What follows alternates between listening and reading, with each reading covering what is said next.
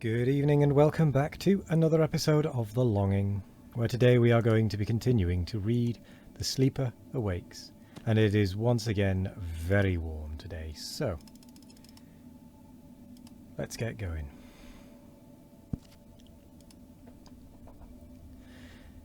A picture had drifted through his mind of such a vast dramatic struggle as the masses in the ruins had suggested. But here was no spectacular battlefield such as he imagined. Instead was seclusion and suspense. It was only as the afternoon wore on that he pieced together a truer picture of the fight that was raging. Inaudibly and invisibly, within 4 miles of him, beneath the Roehampton station. A strange and unprecedented contest it was. A battle that was 100,000 little battles. A battle in a sponge of ways and channels, fought out of sight of sky or sun under the electric glare, fought out in a vast confusion by multitudes untrained in arms, led chiefly by acclamation, multitudes dulled by mindless labour, and enervated by the tradition of 200 years of servile security against multitudes demoralised by lives of venial privilege and sensual indulgence. They had no artillery, no differentiation into this force or that. The only weapon on either side was the little green metal carbine, whose secret manufacture and sudden distribution in enormous quantities had been one of Ostrog's culminating moves against the Council. Few had had any experience with this weapon. Many had never discharged one. Many who carried it came unprovided with ammunition. Never was wilder firing in the history of warfare. It was a battle of amateurs, a hideous experimental warfare, armed rioters fighting armed rioters swept forward by the words and fury of a song, by the tramping sympathy of their numbers, pouring in countless myriads towards the smaller ways. The disabled lifts, the galleries slippery with blood, the halls and passages choked with smoke, beneath the flying stages, to learn there, when retreat was hopeless, the ancient mysteries of warfare. And overhead, save for a few sharpshooters upon the roof spaces, and for a few bands and threads of vapour that multiplied and darkened towards the evening, the day was a clear serenity. Ostrog, it seemed, had no bombs at command, and in all the earlier phases of the battle the flying machines played no part. Not the smallest cloud was there to break the empty brilliance of the sky. It seemed as though it held itself vacant until the aeroplanes should come.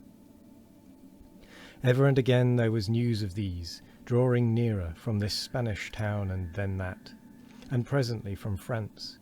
But of the new guns that Ostrog had made, and which were known to be in the city, came no news, in spite of Graham's urgency, nor any report of successes from the dense felt of fighting strands about the flying stages. Section after section of the labour societies reported itself assembled, reported itself marching, and vanishing from knowledge into the labyrinth of that warfare. What was happening there? Even the busy ward leaders did not know.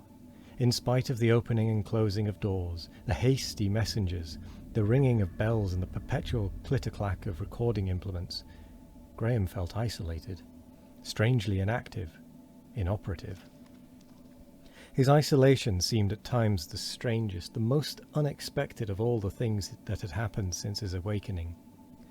It had something of the quality of that inactivity that comes in dreams, a tumult, the stupendous realization of a world struggle between Ostrog and himself, and then this confined, quiet little room with its mouthpieces and bells and broken mirror. Now the door would be closed, and Graham and Helen were alone together. They seemed sharply marked off then from all the unprecedented world-storm that rushed together without, vividly aware of one another, only concerned with one another. Then the door would open again, messengers would enter, or a sharp bell would stab their quiet privacy, and it was like a window in a well-built, brightly lit house flung open suddenly to a hurricane. The dark hurry and tumult, the stress and vehemence of the battle, rushed in and overwhelmed them. They were no longer persons, but mere spectators, mere impressions of a tremendous convulsion. They became unreal even to themselves, miniatures of personality, indescribably small, and the two antagonistic realities, the only realities in being, were first the city, that throbbed and roared yonder in a belated frenzy of defence, and secondly, the aeroplanes hurling inexorably towards them over the round shoulder of the world. There came a sudden stir outside, a running to and fro, and cries. The girl stood up, speechless, incredulous. Metallic voices were shouting, "Victory!" Yes, it was victory. Bursting through the curtains appeared the man in yellow, startled and dishevelled with excitement. "Victory!" he cried. "Victory! The people are winning! Ostrog's people have collapsed!" She rose. "Victory? What do you mean?" asked Graham. "Tell me. What?" "We have driven them out of the undergalleries at Norwood. Streatham is afire and burning wildly, and Roehampton is ours. Ours. And we have taken the monoplane that lay thereon." A shrill bell rang. An agitated grey-haired man appeared from the room of the ward leaders. "It is all over," he cried. "What matters it now that we have Roehampton? The aeroplanes have been sighted at Boulogne." "The Channel," said the man in yellow. He calculated swiftly. "Half an hour." They still have 3 of the flying stages," said the old man. "Those guns?" cried Graham.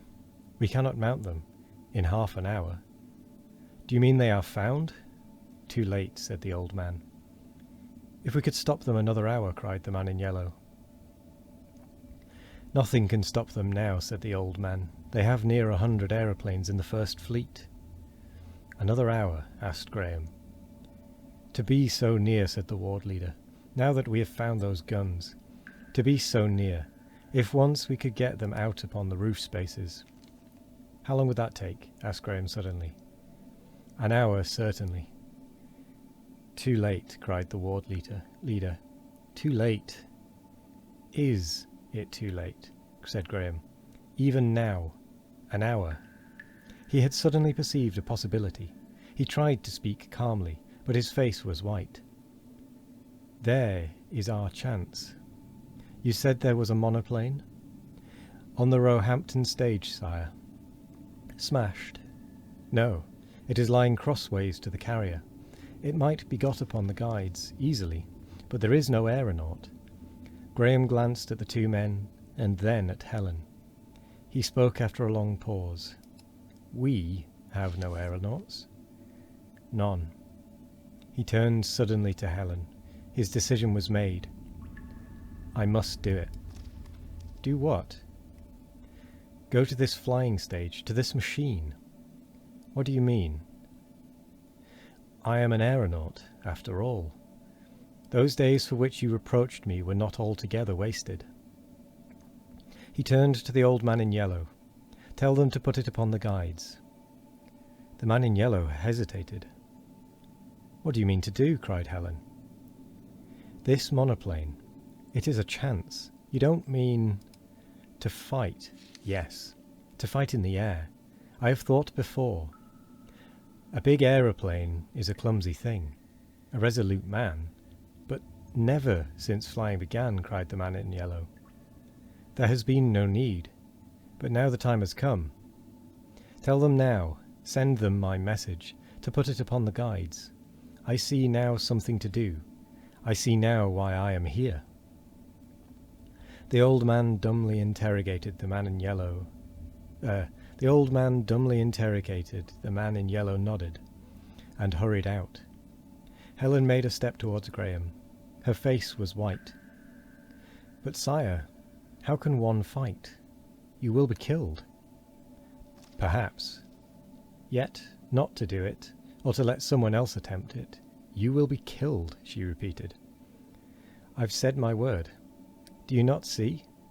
It may save London." He stopped. He could speak no more. He swept the alternative aside by a gesture, and they stood looking at one another. They were both clear that he must go. There was no step back from these towering heroisms. Her eyes brimmed with tears. She came towards him with a curious movement of her hands, as though she felt her way and could not see. She seized his hand and kissed it. "To wake," she cried, "for this." He held her clumsily for a moment, and kissed the hair of her bowed head, and then thrust her away and turned towards the man in yellow. He could not speak. The gesture of his arm said, "Onward." And with that, we come quite neatly to the end of the episode. So, I will say thank you very much for joining us today. I hope you all have a wonderful morning, evening, afternoon, or night. No matter what time of day it is, I hope you all have a wonderful one of it. And as always, we will be back tomorrow for more of The Longing. Goodbye.